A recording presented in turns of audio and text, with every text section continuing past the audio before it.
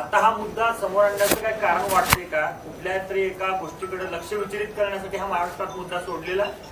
माहिती आहे, असं लोक बोलतात, पण माहिती नाही मला. आता मी काल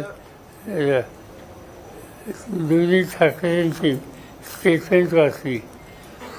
मी मुंबईला गेल्यावर त्यांचं म्हणणं काय ते समजून घेणार आहे.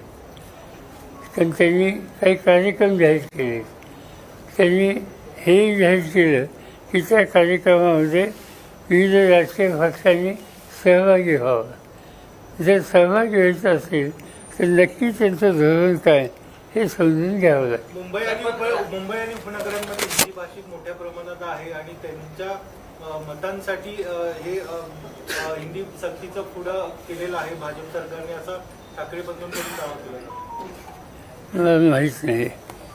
काल पत्रकार परिषद घेताना राज ठाकरे म्हणाले की या संदर्भात आपण मोर्चा काढणार होतो आणि या मोर्चामध्ये कोण कोण सहभागी होतं हे देखील मला बघायचं आहे. कारण फक्त बोलणं आणि प्रत्यक्ष मोर्चामध्ये येणं, कारण हा मोर्चा जो असेल तो झेंडा व्यतिरिक्त अजेंडा असेल या मोर्चामध्ये.